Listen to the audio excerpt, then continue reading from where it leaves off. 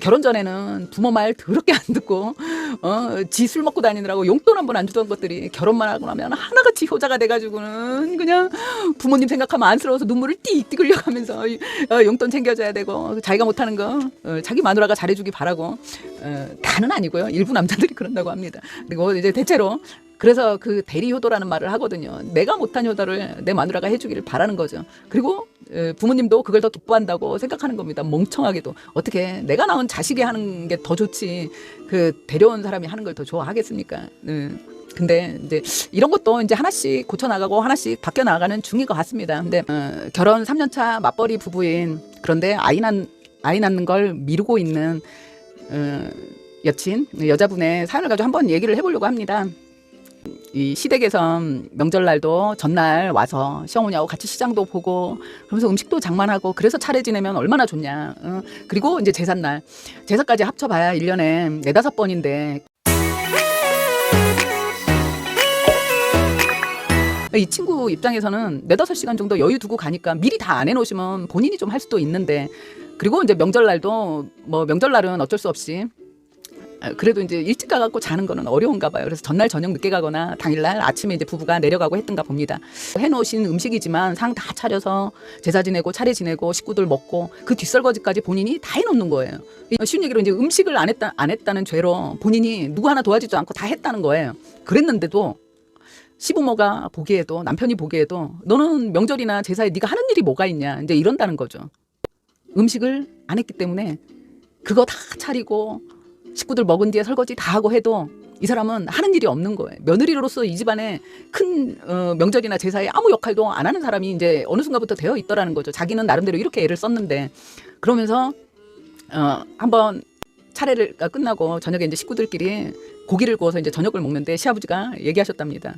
야, 며느리 너는 요즘 시대에 태어난 걸 엄청 감사하게 생각해야 된다 그랬대요. 그래서 무슨 말씀이지 하고 쳐다봤나 봐요. 그랬더니 너 옛날 같으면 내가 너 진작에 내쫓았어라고 얘기를 한 거예요.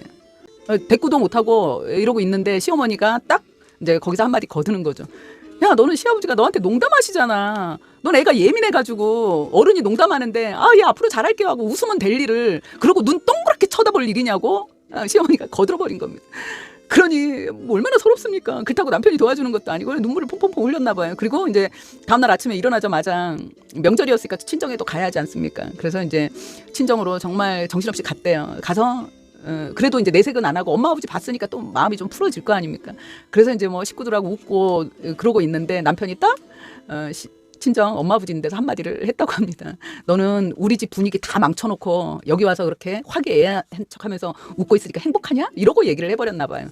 며느리로서의 도리를 도대체 뭐를 했냐? 일주일에 한 번 안부 전화를 하기를 했냐? 제사나 명절에 미리 가갖고 잠자면서 네가 시장 봐갖고 다 하기를 했냐? 살갑게 굴기를 했냐? 그러지 않냐라고 하니까 이제 이 사연 주신 이제 여자분이 얘기를 했답니다. 그래? 그렇다면 우리 앞으로 효도 셀프 효도 하자. 서로 하기 싫은 거 끌려다니느니 너는 네 부모님한테 잘해라. 네가 네 부모한테 잘하는 건 가서 며칠씩 있어도 내가 터치 안 할게. 대신 나도 우리 부모 내가 알아서 챙길 테니까 너한테 억지로 가자고 안 할 테니까 그거 가서 돌아다니면서 술이나 먹고 하는 거 너 차라리 집에서 편하게 먹어. 이제 그러고 얘기를 했답니다. 당신은 당신 부모를 챙겨라. 난 내 부모를 챙길게. 우리 셀프 효도 하자라고 했더니 남편이 얘기를 했답니다. 그래? 그럼 우린 반반 결혼이네. 그러면 우리 평등하게 가자. 결혼할 때 내가 집 해왔지? 집값 반 갖고 와. 이런 상황이 되니까 3년 차인데 벌써 이렇게 갈등도 심하고 근데 여기서 아이를 낳아야 되는지 이제 이런 고민까지 하고 있다는 사연이었습니다. 근데 A와 B는 일단 부부예요. 부부는 뭐냐면 두 사람의 가정이잖아요. 요새는 옛날처럼 대가족 시대가 아니잖아요. 일단 부부로 만난 이 두 사람 아내와 남편 이 두 사람이 제일 중요한 겁니다. 두 사람의 관계가 중요한 거예요. 그런데 지금 누구 때문에 싸우고 있죠? 누구 때문에 갈등이 자꾸 생기고 있죠? 시집도요. 시집은 시아버지와 시어머니의 가정이에요. 친정은 친정 아버지와 친정 어머니의 가정입니다. 거기서 나는 태어나서 자란 거예요. 그리고 내가 독립을 해서 나오는 순간은요. 나오면서부터 매정한 얘기 같지만 남이에요. 우린 각자 독립해서 자기 가정을 꾸려나가는 건데요. 이 마음을 먼저 가져야 합니다. 둘이 만나서 한 가정을 이룬 거지 않습니까? 나무를 만든 겁니다. 그리고 세월이 가는 동안 이제 뿌리를 내려야 돼요. 그래야 단단해지죠. 식목일 날 묘목 심어 놓은 거예요. 물도 주고 햇빛도 받고 단단하게 뿌리를 내려야 하는데 다른 외부적인 요인으로 바람이 불 때마다 흔들흔들 하는 거예요. 그러면 뿌리가 어떻게 내립니까? 당연히 못 내려요. 나무가 계속 흔들리고 있는데 뿌리도 내리기 전에. 근데 이 흔들리는 게 둘의 문제로 흔들리는 게 아니라는 게 제일 문제라는 거죠. 이 두 사람에게 제가 봤을 땐 그렇게 보였습니다. 그리고 중요한 건요, 두 사람의 싸우는 문제가 어떻게 생각하면 아무것도 아닌 걸 수도 있는 걸로 싸우는 거예요. 근데 이게 왜 싸움이 되냐? 결론은 두 사람이 단단하지가 않아서 그런 거예요. 겉으로는 우리는 멀쩡해. 우리는 사랑하는데, 우리는 좋은데 밖에서 흔들어대서 우리까지 못 살겠다고, 우리는 헤어져야 될 것 같다고 이런 얘기하는 거거든요. 근데요, 아니에요. 사실 들여다보면요, 이 밖에서 부는 바람이 뿌리를 흔든다는 건요, 이미 두 사람이 단단하게 뿌리박지 못한 거거든요. 둘이 서로에 대한 믿음과 사랑과 이해가 부족하기 때문인 거거든요. 왜 그러냐면요, 둘 다 똑같습니다. 사람 따라, 성향 따라, 성격 따라, 이게 너무 힘든 사람도 있다는 얘기죠. 그런데 이 사람은 이 부인하고 나라에서 야 너네 둘이 결혼해서 한 게 아니잖아요. 연애하는 과정을 거치면서 아내가 어떤 사람인지 알지 않습니까? 어느 정도 알거든요. 아는데 왜 이걸 못 보죠? 내가 눈을요, 이미 엄마 아버지 눈을 여기다 달았거든요. 그러니까 아내가 안 보이는 거예요. 아내로서의 모습, 이 사람이 중심이 돼서 이 사람으로서의 모습이 안 보이는 거거든요. 그래서 내 입에서 그런 비난이 나오는 거예요. 그런 불평을 내가 하고 있는 거예요. 남편이요.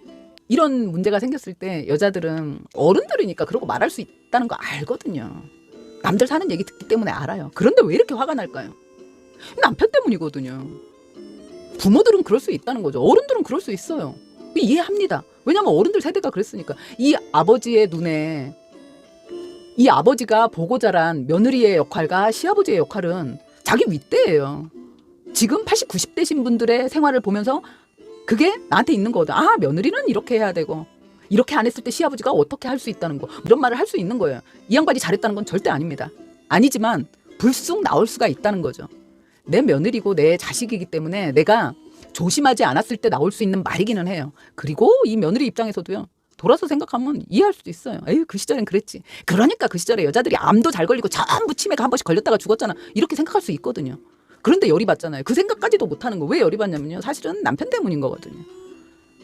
남편한테 서운하지만 더 이상 싸우고 싶지 않기 때문에, 말 섞으면 싸우니까 싸우고 싶지 않기 때문에, 그렇지만 화는 풀어야 되니까 시어머니 시아버지한테 이 마음의 미움이 가는 거거든요. 원망이 가는 겁니다. 그러니까 더 싫은 거예요. 더 만나기 싫고 더 가기 싫고 말만 들어도 짜증나고 잔소리하는 것 같이 들리게 되는 거거든요.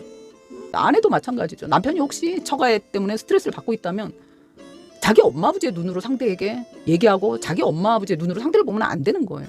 내가 사랑하는 사람이잖아요. 내가 사랑하는 사람의 입장에서 어떤 사건이 생겼을 때, 이거는 인간관계 할 때도 마찬가지라고 생각합니다.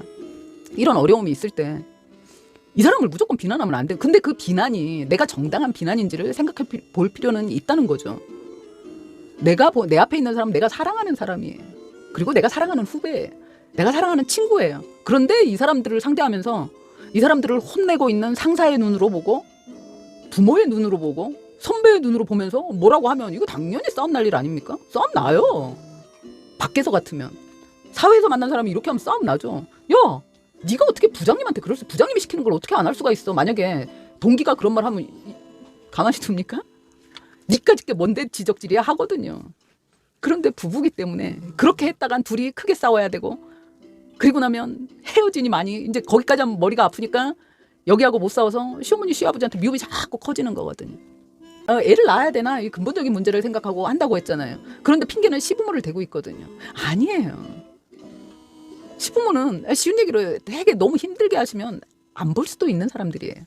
그런데 이렇게 힘들게 하는데도 내가 보면서 거기다 화풀이를 하고 있는 건요, 이 남자하고 아직 단단하지가 않아서 그런 거거든요. 그럼 매번 부모님의 입장으로 남편이 날 비난하고, 비난하는 거예요. 네가 며느리로서 한 게 뭐가 있냐, 네가 역할한 게 뭐가 있냐라고 했을 때 당연히 비난받고 있는데, 비난받는 건 이 사람이 이 말을 한다는 건 나를 모른다는 거잖아요. 나를 이해 못 해준다는 거거든요. 그러면 이게 나를 사랑도 안 하는 것 같아요. 그러고 나면 둘이, 남자와 여자가 만나서 그 사랑이 없이 어떻게 가정을 꾸릴 수가 있겠어요. 그러니까 아이 낳는 걸 고민하는 거예요. 왜냐면 이 사람하고 이러고 잘못하면 이거 애 낳고 살다가 이혼할 수도 있는데, 이거 헤어질 수도 있겠는데, 근데 이때는 어떤 생각이냐면 시부모 때문에 못 산다고 생각하는 거거든요. 근데 둘 사이에 믿음이 없고, 그러다 보니까 이해를 못 해주고, 그러니까 말만 하면 싸우게 되니까 소통을 안 하게 되죠. 그러면서 사이는 점점점 당연히 벌어지지 않겠습니까? 그래서 이제 이런 게, 이 갈등 해소를 위해선, 갈등을 풀기 위해선 제일 먼저 할 건 서로의 입장에서 이 사람으로 보라는 거죠. 어떤 사안이 있을 때 내 입장에서 아니 엄마 아버지가 얘기한다고 내가 엄마 아버지의 눈으로 내 아내를 보면 어떡합니까? 그리고 나도 마찬가지. 내가 화가 난다고 내가 남편이 하는 얘기를 들으면서 내가 네 부모한테 못했기 때문에 네가 그러는 거지. 내가 하나 봐라. 내가 벽을 쳐놓고 그럼 난 더 못하게 되지 않습니까?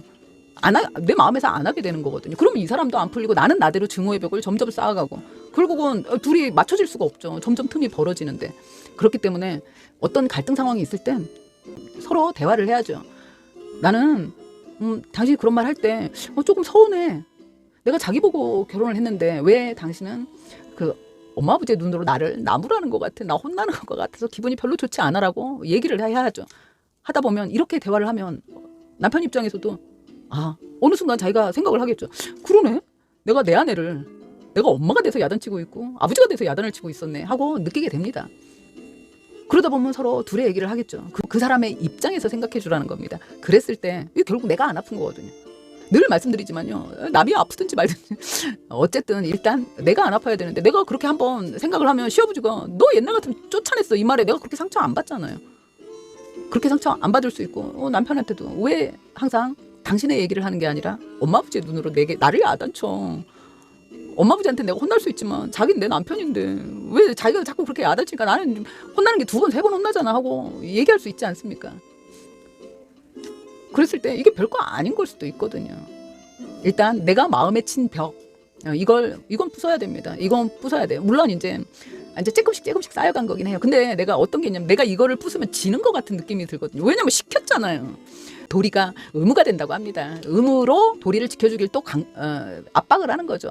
이럴 때 이 결정권을 내가 갖는 거예요. 내가 갖는다고 생각을 하면 내가 이제 스트레스를 안 받는다는 거죠. 옆에서 막 얘기를 해도 요번에 제사가 수요일이야. 전날 와서 음식 좀 하지라고 얘기하면 수요일이에요 하고 딱 받고 내가 일이 있어요. 있으면 못 가는 거죠. 그랬을 땐 전날 미리 해야죠. 당일날 하는 게 아니라 이런 건 미리 해야 됩니다. 아이고 제가 그날 내려가면 회사에서 잘리겠네요. 그날 회의에 참석해서 제가 성과가 좋으면 승진할 수 있거든요. 그래서 이번에 꼭 참석해야 됩니다. 대신 돈 10만 원 더 넣어놨으니까 어머니 장 보다가 맛있는 거 사드세요.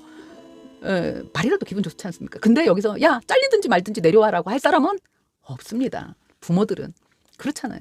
근데 그래놓고 나면 나도 편하고 서로가 좋지 않습니까? 근데도 안 내려왔다고 뭐라고 하시면요. 그땐 얘기하면 돼요. 당신 아드님이 돈이나 막 몇천만 원씩 생활비 팍팍 주면 저도 직장 생활 안 하고 싶어요. 정말 피곤해요. 우리 상사 얼마나 개또라인 줄 알아요. 제가 그래도 돈 벌겠다고 나가는 거예요 라고 얘기할 수 있거든요. 그러면 거기다가는 뭐라고 하겠습니까? 융통성이 있어야 된다. 그냥 돌이라는 덫에 걸려서 내가 안 하면 죄인이 된 것 같은 이 마음 이것부터 버리고 내가 쌓은 벽을 버리고 일단 우리가 누군지 우리 두 사람이 왜 싸우는지부터 생각해야 됩니다. 그럴 수 있거든요. 자기가 결혼 전엔 정말 개차반으로 살았는데 이제 결혼을 하고 나니까 내 부모한테 그동안 미안해서 내 아내를 앞세워서 대리효도를 좀 하고 싶은데 아내가 말을 안 듣는 거예요. 그럼요. 이 사람의 삶의 목적은요. 아내와 사랑하는 게 아니라 자신의 지난날의 그 과오를 부인을 통해서 부모에게 갚고 싶었던 거예요. 그 신세를. 근데 그걸 안 해주니까 화나죠 당연히. 화납니다. 자기하고 목적이 틀렸잖아요. 근데 나는 그럴 이유가 없어요. 그러면 이 사람은 못 사는 거죠. 그럴 땐 정말 결혼에 대해서 진지하게 생각해 봐야죠. 그렇지만 이 노력은 해야 된다는 거죠. 둘이 우리가 왜 결혼했는지 그리고 둘이 앞으로 어떻게 살아갈 건지 그 사는 둘의 목표를 위해서 어떻게 노력할 건지 이제 두 사람만의 그 소중한 그리고 중요한 이야기를 많이 소통하고 그렇게 믿음을 쌓아갔을 때 이 믿음을 가지고 있으면 사실 이건 외부에서 오는 바람이거든요. 바람에 뿌리까지 흔들리지는 않는다는 거죠. 그래서 그런 갈등 상황 이런 게 있을 때 그 사람을 중심에 두고 그리고 결국은요 중요한 건 내가 중심이 되는 거예요. 내 삶이니까요. 물론 남편과 함께 꾸려가는 과정이지만 감정적인 거에서는 나도 남편의 감정을 내가 터치할 수 없습니다. 이건 이 사람의 생각인걸요. 남편을 아무리 사랑해도요. 내가 이 사람의 감정을 내가 조정할 수는 없죠. 그럼 나는 사이코패스. 요새 그 어떤 연예인 때문에 나오는데 내가 그렇게까지 할 수는 없는 거지 않습니까? 그렇지만 분명한 건 내 감정은 내가 조정할 수 있지 않습니까? 이건요 결정권이 나한테 있다는 얘기예요. 그런데 분명한 건 우리는 어울려 살아야 하기 때문에 내가 매번 좋은 말만 듣고 좋은 얘기만 들을 수 없듯이 나도 하고 싶지 않지만 관계를 위해서 해야 되는 게 분명히 있기는 있다는 거죠. 그럼 그 결정은 내가 내리면 됩니다. 난 그것도 안 할 테야. 내가 왜? 나는 그런 의미 안 해. 라고 했을 때 어떤 불이익이 오겠죠. 그 불이익이 뭐죠? 어른들한테 혼나고 남편한테 질타받는 거예요. 그건 내 책임입니다. 내가 결정한 거에 대한 후폭풍이 오는 거잖아요. 이것까지는 내가 받아들일 자신이 있을 때 이거 아무렇지도 않게 해. 난 그래도 하루 안 가서 너무 편하니까 좋아. 욕해. 이게 가능하면 하는 거예요. 내 인생은 내 거기 때문에 내가 결정하는 거예요. 그리고 책임도 내가 지는 거다. 그랬을 때 내가 나의 삶의 주인으로 살기 때문에 내가 상처가 적죠.